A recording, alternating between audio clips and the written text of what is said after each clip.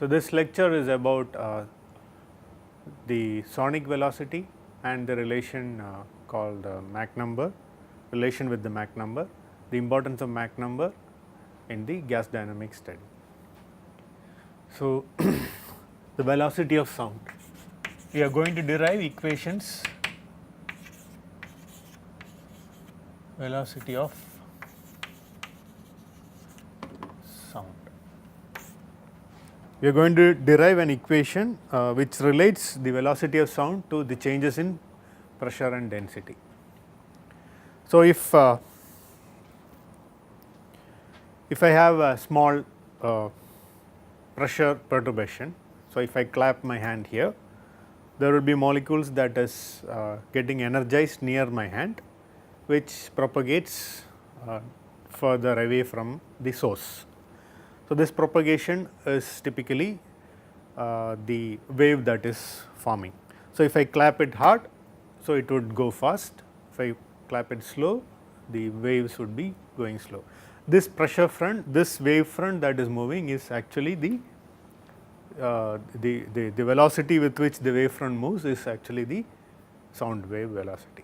Okay. So, we are trying to derive this set of equations related to this kind of phenomenon.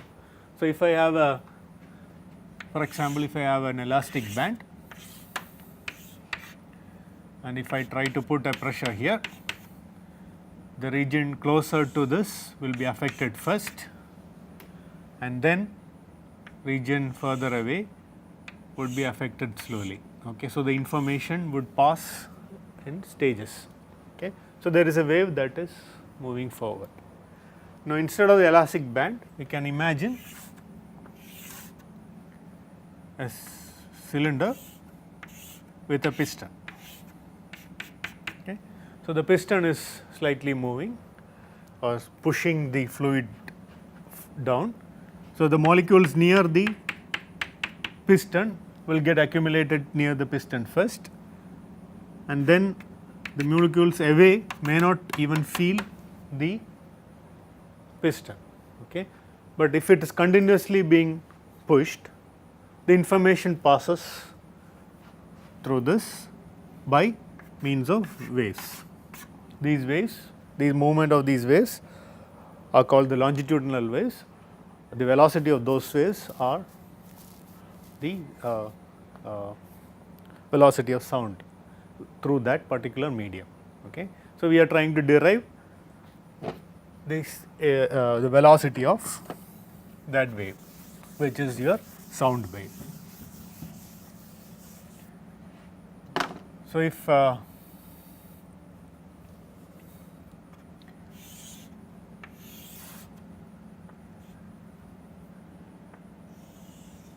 I have a piston that is moving with a velocity and pushing the fluid, okay, there is a wave that is created. Okay. So, if this is moving with velocity v, between the wave front and the piston, the velocity of the fluid must have been something like v plus dv. Density would have been density plus d rho, pressure would be p plus dp. Okay. And the fluid in front of the pressure wave front will not really know about what is happening before that. So, here the velocity would be 0,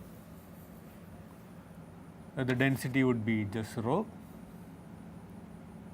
or p would be just p. Okay. Velocity would be just the velocity which is already there. Okay.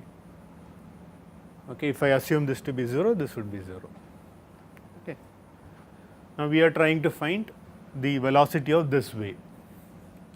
So, as it moves, this changes. Okay. So, the region between the piston and the wave front keep increasing. So, the fluid that is not affected get affected as time progress. Okay. So, if I draw the pressure at this instant, the pressure will be higher in this, then suddenly it drops to some other pressure. Okay. So, this is the pressure in front at the wave front.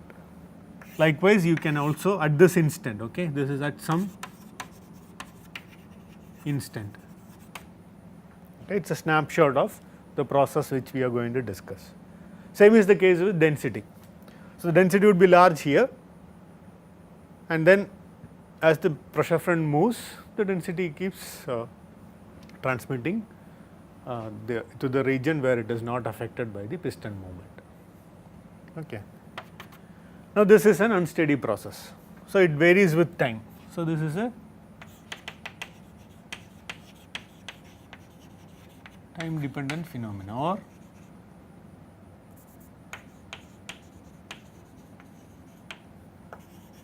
or an unsteady phenomenon. Okay. Now, we need to analyze this unsteady phenomena. One way of doing an unsteady phenomena is to travel, if it is traveling with a uniform velocity, one way of doing it is you transform the coordinate system. Okay. So, here the wave front is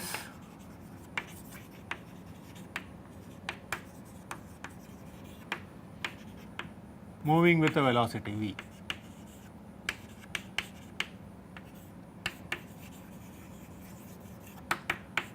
Velocity v.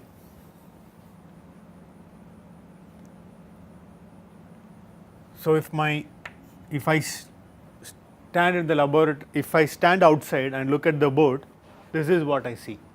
Instead, what I am going to do is I will move along with the wave front. Okay. So, I change the frame of reference. Okay. So, I have a uniform velocity wave front. Now, what I do is I move along with the wave front and try to measure these quantities. Okay. Fine. So, that is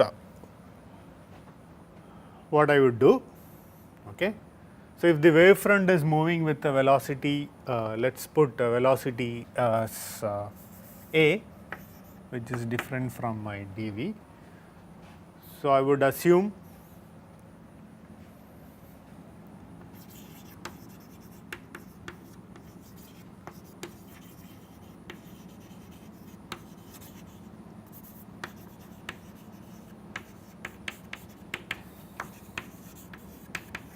velocity a.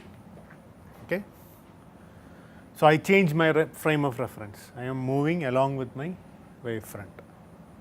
If I am moving along with my wave front, what are the changes here? My thermodynamic quantities does not change, only the velocity in relative velocity would be changing. So, if I move along with the frame of reference, so this front is moving with this front is the velocity of the wave front is a. So, that is moving with velocity a. So, I would see the fluids here approaching me with velocity a. So, this would be my velocity a.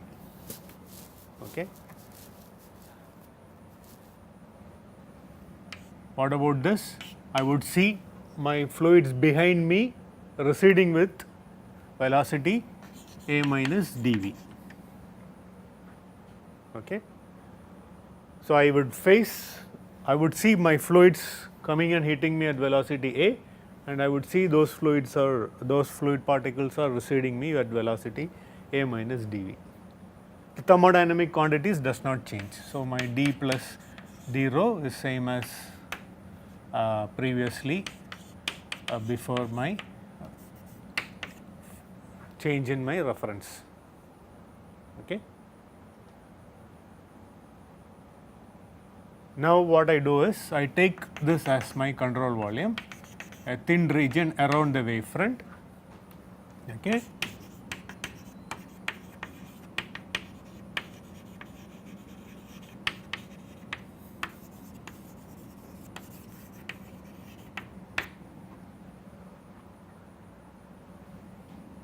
is my control volume. Apply mass conservation and momentum conservation for the control volume. So, if this area is capital A,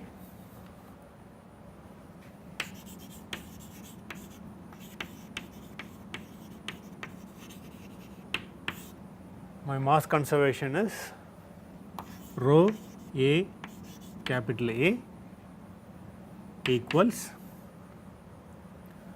rho plus d rho into A minus dV into capital A, which is my area.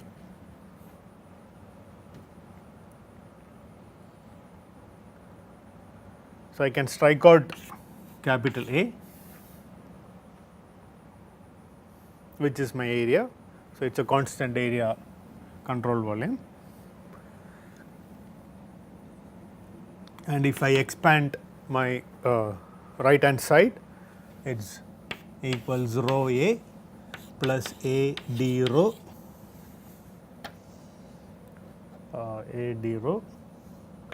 minus rho dV minus d rho dV. Okay. I will also cancel out my higher order terms.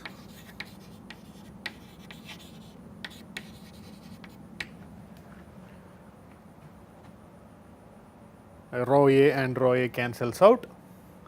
So, I am left with A d rho equals rho dV. Now, apply linear momentum conservation across the control volume. So, this is a 1D flow. So, sigma Fx equals m dot V out minus V in. What is sigma Fx? The pressure force that is acting. So, this would be P into A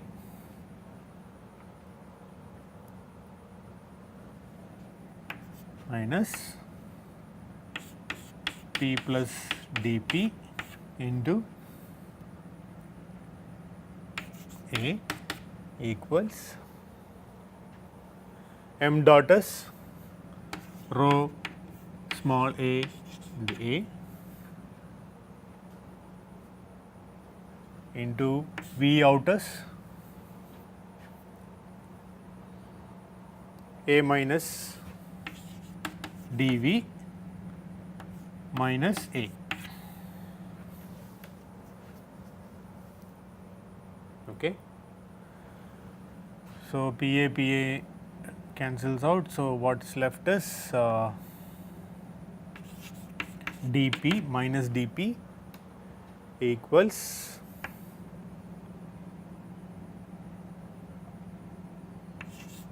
rho A dV. Okay. Now, I substitute this relation there, eliminate my V dV. So, dV is dP by rho into A. So, this is my equation 1, this is my equation 2. I substitute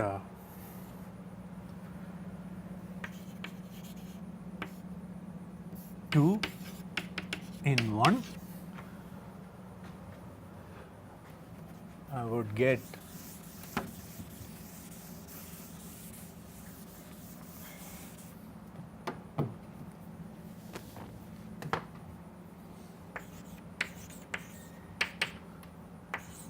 rho into dP by rho A. which is A square is dP by d rho. Okay. So, your change in pressure with respect to density is your velocity square. Now, this change can be isothermal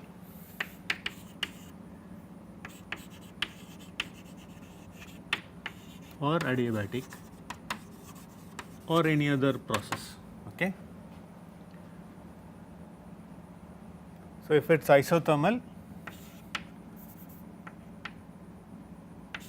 the assumption of isothermal process for this was first introduced by Newton, which was proved to be wrong, but the adiabatic assumption was introduced by Laplace, which is now known to be the true case. So, this equation is replaced as d rho by isentropic reversible adiabatic. So, it is an isentropic process which is called as Newton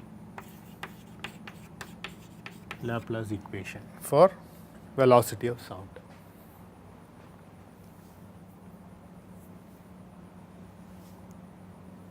Okay.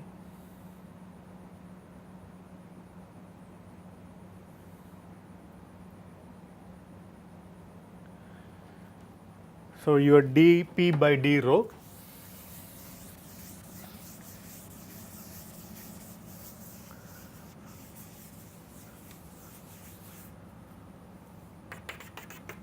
so if the wavefront is moving with velocity a, then this a is given by this change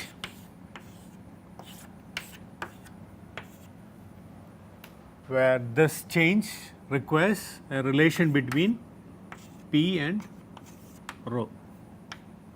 Okay. So, this relation P and rho, if it is a isentropic process, we know that P v power gamma is a constant for an isentropic process. So, you could find the relation between P and density and get this derivative and substitute there. So, what is that?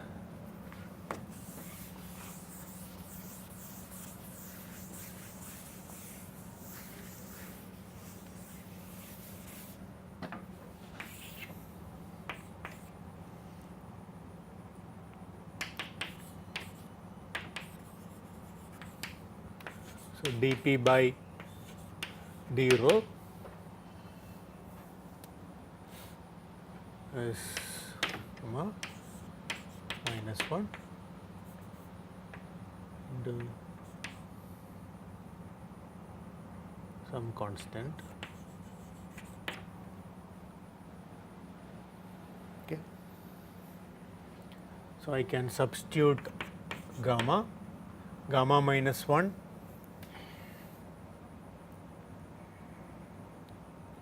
rho power gamma minus 1 is from this relation. I can take rho 1 by rho here. So, there will be a rho power gamma constant, that is rho power gamma is again P. So, this is P. So, P by rho is R into T. So, my dP by d rho is gamma RT, which means my A square is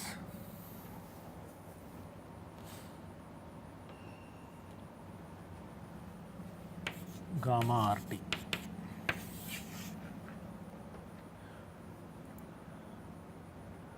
Okay. So, so these relations, so if I have a a wavefront that is moving with velocity a in a gas, the pressure changes due to density at isentropic condition is given as the velocity square of the sound velocity or the wavefront velocity, which is related to your ideal gas equation RT in this particular form, a square minus gamma a square equals gamma RT. Okay. So, these are very important relations which is required for the further investigation of flow of gases, okay, because any pressure change is going to create a sound wave change. Okay. Now, once we have defined your velocity of sound, then how does it relate to the fluid velocity is what is described by something called the Mach number.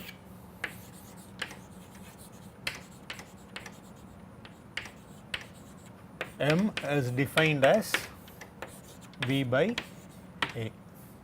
Okay. So, if M is less than 1, it is subsonic, M is greater than 1, it is supersonic flow. So, if I have a flow velocity at state 1, associated with that state 1 I have a static temperature T, which is associated with the sound velocity at that particular point. Okay. So, for every V, the A associated with that V at that particular state is what is given as your Mach number. Okay. So, A can be some reference A or the static A, the locally computed temperature or locally measured temperature, and the velocity of sound associated with that locally measured temperature is your Mach number, okay, used to define your Mach number. So, in this lecture we have learnt the velocity of sound, how to do the how to find the velocity of sound given the pressure difference and the density difference, and how does it relate to our ideal gas equations, and using those equations we have come across these two equations which will be used further. Okay.